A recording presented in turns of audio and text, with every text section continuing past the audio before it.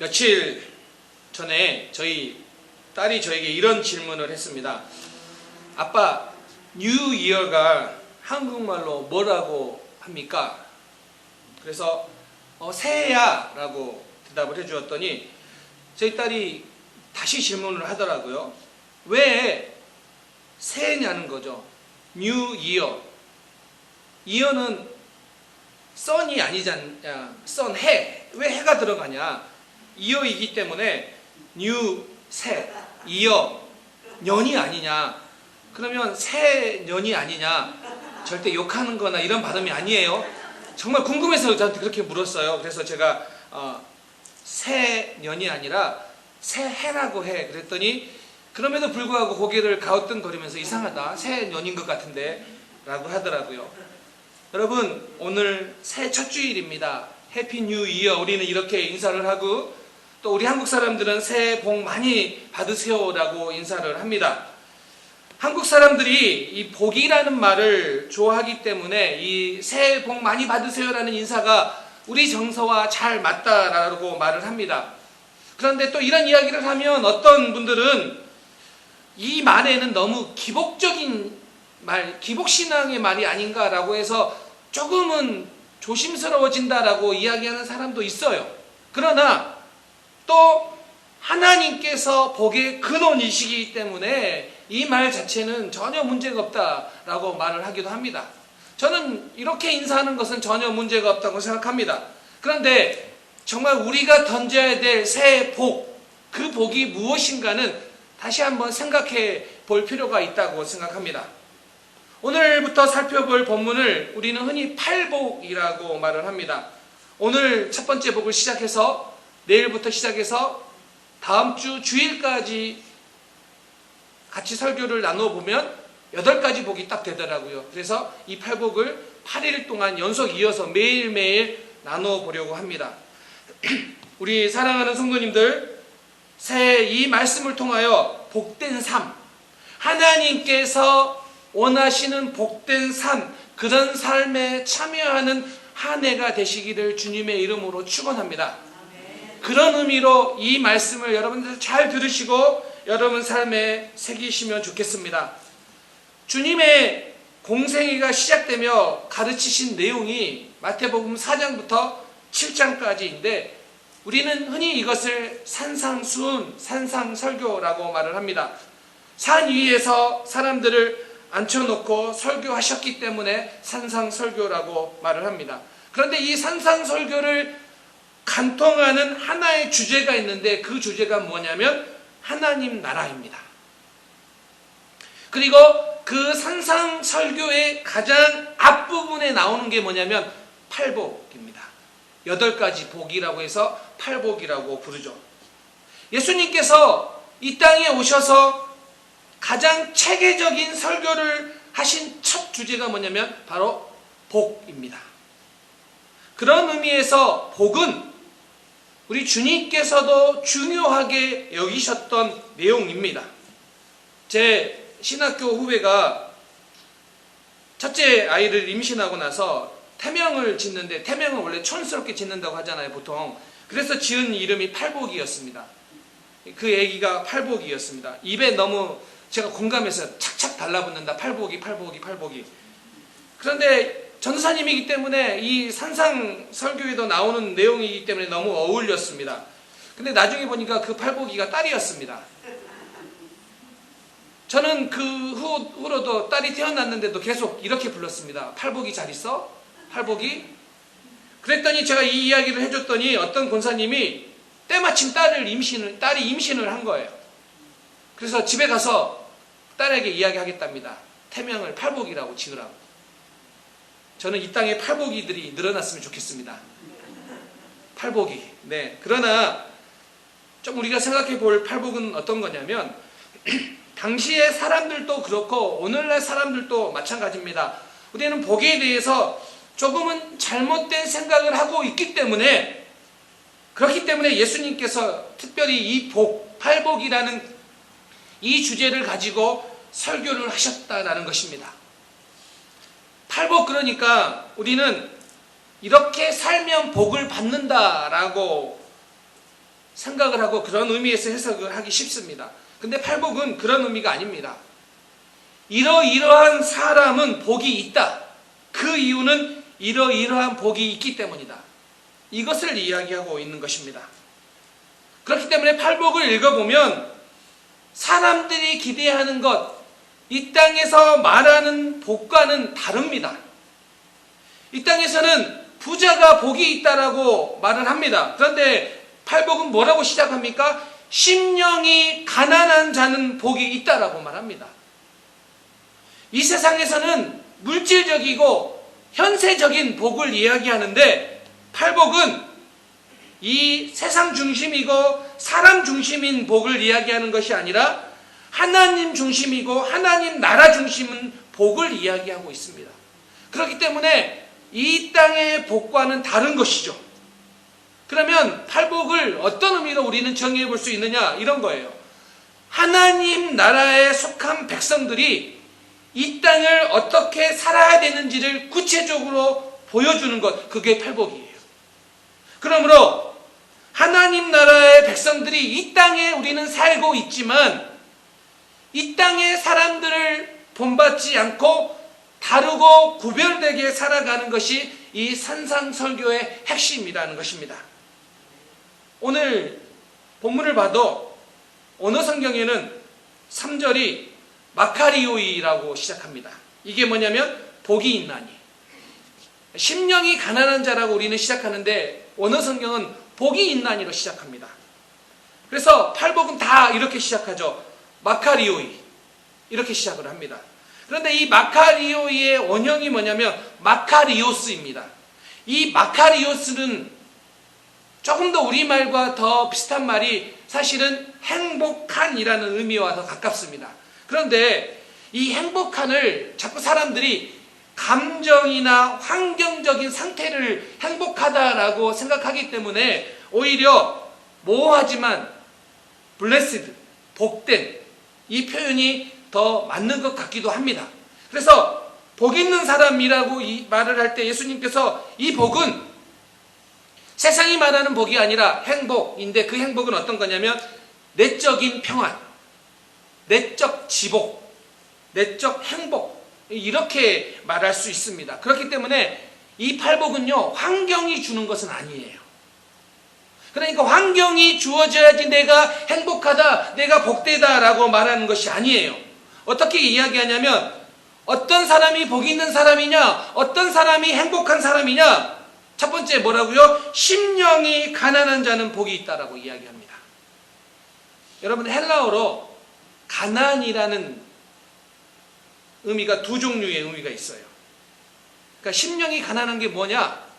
첫 번째 가난하다라는 표현이 뭐냐면 푸토코스인데 이 푸토코스의 가난은 어느 정도 가난하냐면 다른 사람에게 구걸할 정도로 가난한 상태예요. 이게 푸토코스예요. 또 다른 하나 페네스가 있는데 이 가난은 수입은 있지만 여유가 없는 삶, 가난. 그래서 일을 하지 않으면 하루하루를 살아갈 수 없는 그런 생계적 가난. 그러니까 겨우 하루 벌어서 생계를 유지하는 가난이 바로 이 페네스입니다. 그렇기 때문에 이 페네스는 일을 하면 생계가 어느 정도는 유지가 돼요. 생계가. 그러나 푸토코스는 이 가난은 아무것도 없기 때문에 살아가기 위해서는 다른 사람을 의지해야 되는 가난이에요. 그러니까 구걸해야 될 정도의 가난이에요. 이 두 가지의 가난의 의미가 있는데 오늘 이 본문에서 말하고 있는 가난은 푸토코스의 가난이에요. 다른 사람을 의지하지 않으면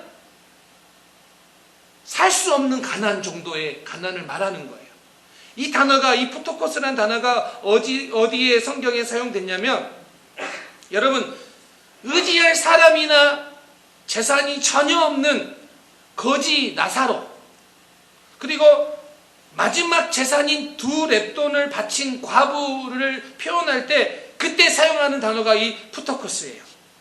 그런데 여러분 보세요. 다른 사람에게 구걸해야 될 정도의 가난이면 오늘 이 땅의 관점에서 보면 그게 무슨 복이 있는 겁니까? 어떻게 그런 삶이 복이 있는 사람이라고 말할 수 있습니까? 오히려 저주에 가까운 삶 아닙니까? 이렇게 우리는 말할 수 있습니다. 그런데 자, 잘 보세요. 심령이 가난한 자, 이 의미를 이렇게 표현해야 됩니다. 푸토쿠스의 가난이기 때문에 나에게서는 안 되는 거예요. 그러니까 누구에게 구걸해야 되는 거예요? 하나님께 구걸하는 의미예요. 그러니까 이런 의미죠. 내가 너무 가난하기 때문에, 아니 내가 내 힘으로는 도저히 벗어날 수 없는 상황 속에 있기 때문에, 아니 나에게서는 답이 나오지 않아요. 그렇기 때문에 오직 하나님만을 의지하는 거예요. 이게 심령이 가난한 거예요. 물질적으로 가난한 것이 아니에요. 여러분, 물질적으로 가난한 것 때문에 복되도다라고 말하지 않아요. 왜냐하면 물질적으로 가난하다고 해서 여러분 물질을 초월했다고 말할 수 없어요. 물질적으로 가난하면 어떤 사람들은 오히려 더 물질에 집착을 해요. 그리고 어떤 사람들은 그 물질 없는 것 때문에 마음이 더 완악해지는 사람도 있어요. 절대로 나누지 않아요. 오히려 더 움켜쥐려고 해요. 가난하기 때문에, 없다고 생각하기 때문에. 그래서 여기서 말하는 가난은 경제적인 가난이 아니에요. 이것은 영적인 가난이에요. 스스로 도저히 해결할 수 없기 때문에, 그 어떤 것도 의지할 수 없기 때문에 나에게 있는 오직 하나의 대안은 뭐냐면 하나님을 의지하는 거예요. 이것이 심령이 가난한 자의 모습이에요. 그런데 여러분, 이 심령이 가난하기 때문에 어떤 일이 일어나냐면, 이 심령이 가난하기 때문에 예수님 앞에 나와요. 그렇게 예수님 앞에 나왔기 때문에 주님을 믿어요. 그렇기 때문에 그 인생은 복된 인생인 거예요. 예수님을 믿고 따르기 때문에 천국이 주어진 삶이고, 그래서 그 사람들 향하여 성경은, 그리고 하나님은 복된 사람이다 라고 분명하게 선언하고 계시다는 것입니다. 저는 이 말이 너무 맞다고 믿고 또 믿을 수밖에 없는 게, 우리 시대의 역설이라는 유명한 글이 있어요. 한번 들어보세요. 건물은 높아졌지만 인격은 더 작아졌다. 고속도로는 넓어졌지만 시야는 더 좁아졌다. 소비는 많아졌지만 더 가난해지고, 더 많은 물건을 사지만 기쁨은 줄어들었다. 집은 더 커졌지만 가족은 더 적어졌다. 더 편리해졌지만 시간은 더 없다. 학력은 높아졌지만 상식은 부족하고, 지식은 많아졌지만 지혜는 모자라다. 전문가들은 늘어났지만 문제는 더 많아졌고, 약은 많아졌지만 건강은 더 나빠졌다. 등등등. 이게 우리 시대의 역설이라는 뜻이에요. 무엇을 이야기합니까? 물질적 소유가 우리의 행복을 가져다 주지 못한다는 이야기를 하고 있어요. 그런데도 사람들은 뭐합니까? 물질에 집착해요. 물질이 많아야지 복이 있다라고 이야기하고, 물질이 많아야지 행복하다고 생각한다라는 거예요. 그런데 인생을 살아온 수많은 경험들을 비춰봤어도 그 물질의 많음이 우리의 행복을 채워다 주지 못한다는 거예요. 그래서 주님은 우리에게 뭐라고 말씀하십니까? 심령이 가난한 자가 복이 있다고요. 영적으로 가난해진 자들이 은혜를 갈급해하고 그들이 하나님이 주시는 은혜를 맛보게 된다는 겁니다. 그래서 심령이 가난한 자가 복이 있는 거예요. 우리 삶도 마찬가지입니다. 여러분, 심령이 가난해져야지 갈급해지고, 그 갈급함 때문에 주님이 주시는 은혜를 사모해요. 근데 심령이 가난해지지 않으면 절대로 갈급해지지가 않아요. 물질이 적다고 갈급해지는 것도 아니고요, 물질이 많다고 갈급함이 없는 것도 아니에요. 물질에 있고 없고요 상관없이 우리의 영적인 갈급함이 없으면 우리는 그 은혜를 맛보는 것을 사모하지 않는다는 거예요. 예배도 마찬가지입니다. 어떤 사람이 은혜 받는지 아세요? 갈급한 영혼들이 은혜 받아요. 하나님이 아니면 안 된다고 믿고 그렇게 갈급해진 영혼들이 은혜를 받는다는 거예요. 그래서 심령이 가난한 자가 복이 있습니다. 아멘? 저는 우리 사랑하는 성도님들이 올 한 해를 살아가면서 하나님 심령이 가난해지기 원합니다. 이 고백이 여러분 가운데 있기를 주님의 이름으로 축원합니다. 그러면 심령이 가난한 사람과 관련되어서 우리가 좀 기억해야 될 두 가지를 오늘 나누고자 합니다. 첫 번째는 심령이 가난한 것은 그리스도인의 성품이라는 거예요. 왜 하필 팔복을 이야기하는데 많은 복들이 있는데 심령이 가난한 자, 이 복에서 시작하는 거예요. 왜 이게 첫 번째 복이냐는 거예요. 왜냐하면 이것이 그리스도인의 근본적인 성품이기 때문에 그렇습니다. 자, 보세요. 심령이 가난하게 되는 것은 하나님 나라에 들어가는 사람들에게서 가장 먼저 일어나는 일이에요. 심령이 가난하기 때문에, 가난해졌기 때문에 하나님을 바라보고 그래서 하나님을 믿는 거예요. 하나님이 아니면 안 되기 때문에. 그렇기 때문에 이것은 그리스도인의 성품이라는 거예요. 이 가난한이라는 뜻의 이 푸토코스가 70인역에서는 히브리어로 아나부를 번역한 단어인데, 이 아나부라는 뜻은 자신을 낮추는 겸손의 태도를 말하는 거예요. 그러니까 이런 의미가 있는 거죠. 마음이 가난한 사람은 마음이 파산한 상태에서 하나님 앞에 서서 겸손하게 주님의 도움을 의존하는 모습이에요. 그래서 심령이 가난해지면 은혜를 받는 거예요. 그러니까 이렇게 말할 수 있어요. 우리가 나에게서 절망하기 때문에 겸손해졌고, 그렇기 때문에 하나님만 바라보는 상태예요. 이것이 그리스도인의 모습이라는 거예요. 기드온을 보세요. 기드온이 이렇게 고백을 합니다. 자신의 부족함을 알고 기드온이 사사기 6장에 보면, 주여 내가 무엇으로 이스라엘을 구원하리이까? 보소서 나의 집은 므낫셋 중에 극히 약하고 내 아버지 집에서 가장 작은 자나이다. 심령이 가난해지면 겸손해진다라는 거예요. 베드로를 보세요. 베드로는요, 자기 주장이 아주 강한 사람이었어요. 그러나 그가 주님을 만난 후에 뭐라고 고백합니까? 주여 나를 떠나소서 나는 죄인이로소이다.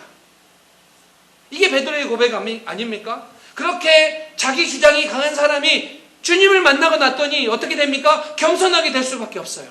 죄인임을 고백할 수밖에 없는 거예요. 세상은 우리에게 이렇게 말합니다. 너 자신을 자랑하라고. 조금이라도 잘난 것 있으면 자랑하라고. 그래서 그렇게 자랑할 때 사람들에게 인정받고 높은 자리를 차지할 수 있다라고 말을 해요. 그러나 주님은 그렇게 말씀하지 않으세요. 너의 연약함을 인정하라. 내가 아무것도 아니라고 인정할 때 거기서 시작한다. 그런데 내 연약함을 내가 아무것도 아니다라는 것을 인정하는 것은 정말 어려운 일이에요. 그렇기 때문에 심령이 가난한 사람은요, 교만할 수 없는 거예요. 심령이 가난한 사람은 자기를 과신하지도 않고 자기를 의지하지도 않기 때문에 겸손한 자리에 있어요. 그리고 그것이 우리의 성품, 그리스도인의 성품이 된다라는 것입니다. 사랑하는 성도님들, 심령이 가난한 자가 되어 겸손하게 주님만 바라보기 바랍니다. 그때 주님이 주시는 은혜를 여러분들도 누리실 줄 믿습니다. 또 한 가지는요, 그렇게 심령이 가난해지는 도구가 실패와 아픔이 될 수 있다는 거예요. 다르게 이야기하면 우리의 삶에서 일어나는 실패, 또 우리의 삶에서 일어나는 결핍 혹은 아픔, 이런 것들이 우리의 심령이 가난해지는 도구가 될 수 있다는 사실이에요. 여러분, 우리는 살아가면서 실패를 경험합니다. 그런데 그런 실패를 경험할 때 마음이 아프기도 하고 때로는 좌절할 때가 있습니다. 그런데 하나님은 우리의 계획이 틀어지고 실패해도 때로는 그것을 통하여 우리의 심령이 가난해지는 도구로 사용한다는 사실이에요. 야곱을 볼까요? 야곱은요, 머리가 약삭빠른 사람의 대표 주자 아닙니까? 형을 속여가지고 장자권을 빼앗고 아버지를 속여서 또 축복을 받아요. 잔머리가 그러니까 너무 약삭빠르게 돌아가는 사람이 야곱이에요. 근데 그 야곱이 그렇게 장자권도 빼앗고 축복을 받았지만 결국 형을 피해 도망을 갑니다. 그런데 야곱이 언제 하나님께 쓰임받은지 아세요? 심령이 가난해진 후에예요. 창세기 32장에 보면 이제 형을 만나러 돌아오는데 약복 강가에서 어떤 일이 일어납니까?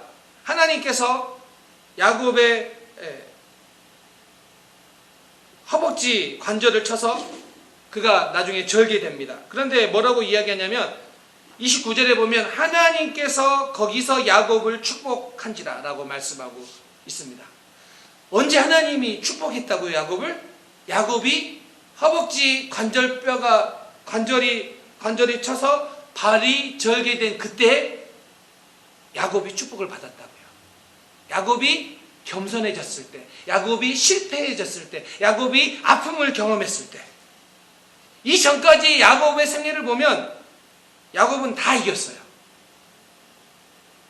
그런데 이 야곱의 인생은 자기가 주도하고 있고 하나님은 도움을 주시는 정도의 분으로만 인식하고 있어요. 뭐든지 자기 생각대로 자기가 주관을 했어요. 그리고 하나님은 그 일을 성공시키는 도움을 주는 정도의 분으로만 생각하고 살아갔어요. 그런데 여러분, 야곱의 인생을 보면 이겼는데 불행해요. 이겼는데 진 것보다 더 비참한 삶을 살고 있는 게 야곱의 인생이었어요. 그런데 32장에서 하나님께서 야곱의 허벅지 관절을 쳐서 그가 발을 절게 되지만 하나님은 야곱을 축복하십니다. 그리고 그의 이름을 바꾸시고 이제는 새로운 삶을 살게 하는 전환점을 맞게 하셨습니다. 여러분, 실패의 쓰라림을 맛보았는데 그것이 심령이 가난해진 도구가 되었고 결핍인데 부족함인데 없는데 그것이 심령이 가난해지는 도구가 될 수 있다는 사실입니다. 그렇기 때문에 우리가 어떠한 상황에서도 심령이 가난해지지 않고 여전히 내가 살아서 내가 주도하고 하나님은 나를 도와주시는 분, 그런 존재로만 있다면 그냥 그 실패는, 그냥 그 가난은, 그 아픔은 그냥 아픔이에요. 그런데 그 실패가, 그 아픔이 하나님 앞에서 겸손해지고 심령이 가난해지는 도구가 된다면 그것은 은혜입니다. 사단은요, 우리의 실패와 아픔을 통해서 우리에게 낙심하게 하고 불평하는 것으로 이끌어 가려고 합니다. 그래서 우리는 실패를 경험하거나 아픔을 경험하면 이런 질문을 던집니다. 하나님, 왜 나에게? 왜 나에게? 하나님, 나에게 왜 이런 일이? 내가 무슨 잘못을 했다고? 왜 이러십니까? 이런 질문을 던지게 만들어요. 그런데 이런 질문을 던지면 우리는 가난해지거나 우리는 심령이 가난해지거나 겸손해지는 것이 아니라 계속해서 내가 주도하려고 하고 계속해서 아픔으로 낳는 일로 멈춰버려요. 그런데요, 하나님은 이 실패와 이 아픔을 통해서도 우리에게 무엇인가 깨닫기를 원하시고 여전히 내가 의지할 분은 하나님 한 분입니다. 이 사실을 고백하기를 원하시고 그렇게 우리의 심령이 가난해진다면 그 실패는, 그 아픔은 은혜의 도구라는 사실입니다. 사랑하는 성도님들, 여러분 삶 속에 일어나는 아픔들이 은혜의 도구가 되시기를 주님의 이름으로 축원합니다. 그곳에서 심령이 가난해져서 하나님 앞에 나가는 그때 여러분이 참된 복된 삶을 살아갈 줄 믿습니다. 제가 미국에서 유학하는 동안에 원래 유학생들은 다 항상 어렵잖아요. 그런데 유독 더 어려운 때가 있었습니다. 경제적으로 가장 어려웠던 때가 있었는데 그때가 제 전 재산이 20불이었어요. 제가 이 20불로 한 주를 살아야 될지 두 주를 살아야 될지를 모르는 상황 속에 있었던 때예요. 이 20불이.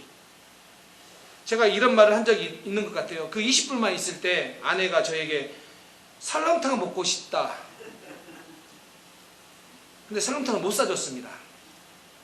그래서 설렁탕만 보면 아내에게 미안한 마음이 들어요.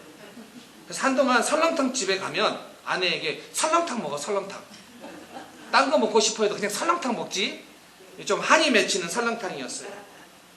그런데 여러분, 그때 하나님을 더 많이 묵상했던 것 같아요. 하나님을 더 많이 의지했던 기억이 있어요. 왜냐하면 푸터코스의 가난이었기 때문에.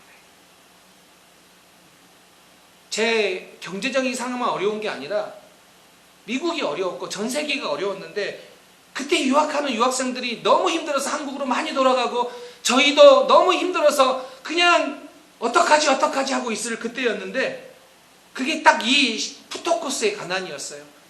그 어떠한 도움도 해결해 줄 수 없는 상황이에요. 조금 도와준다고요? 해결이 안 되더라고요. 이 가난을, 이 어려움을 해결할 수 있는 분은 오직 하나님이다. 그래서 하나님을 의지하지 않고는 답이 없다라는 푸터코스의 가난이었기 때문에 그때 정말 하나님 앞에 하나님 더 의지합니다. 하나님 더 의지합니다. 이 말을 계속 되뇌이면서 하나님 의지합니다. 하나님을 더 의지합니다. 그 말만, 그 기도만 했던 것 같아요. 근데 여러분 지금도 그래요. 지금도 그때 그 20불은요. 그때 그 설렁탕 한 그릇을 못 먹는 그 사건은요. 저에게 다시 한번 되뇌이는 거예요. 하나님을 의지해야 되는 도구. 하나님을 더 바라봐야 되는 도구. 제가 그랬잖아요. 지금도 설렁탕 집에서 저는 설렁탕을 안 먹는다고. 그리고 아내한테는 설렁탕 먹으라고. 요즘은 설렁탕을 안 좋아하시더라고요. 여러분, 여러분의 지금 상황이 어려워서, 여러분의 경제적인 어려움이 있어서, 자녀가 말을 안 듣고 속을 썩여서, 혹 건강이 안 좋아져서 어려움이라고, 고난이라고, 실패라는 생각이 드십니까? 그것이 여러분의 심령이 가난해지는 도구가 되실 수 있기를 주님의 이름으로 축원합니다. 그것이 하나님만 더 의지합니다. 이 고백이 여러분의 입술 가운데 나타날 수 있기를 주님의 이름으로 축원합니다. 그 인생이 복된 인생이라고 우리 주님께서 말씀하십니다. 그리고 그런 심령이 가난한 자가 뭐라고요? 천국이 그들의 것이라고요. 여기서 천국이 그들의 것입니다 라고 이야기할 때 예수님께서 그럴 거야 라고 예상하는 것이나 그럴 것이다 라고 권면하는 것이 아니에요. 선언이에요. 선언. 그리고 특별히 이 동사가 현재형 동사예요. 미래형이 아니에요. 너희가 미래의 천국이 너희 것이 될 것이야. 미래에 일어난 사건이라고 말하지 않으세요. 지금이라고요. 지금. 현재라고요. 현재 천국이 너희 것이다. 너희가 천국에서 살아가고 있다. 이것을 선언하고 계시고 현재형으로 선포하고 계세요. 어떤 의미일까요? 무엇이 복될까요? 우리가 하나님 아니면 아무것도 아닙니다 라는 것을 내가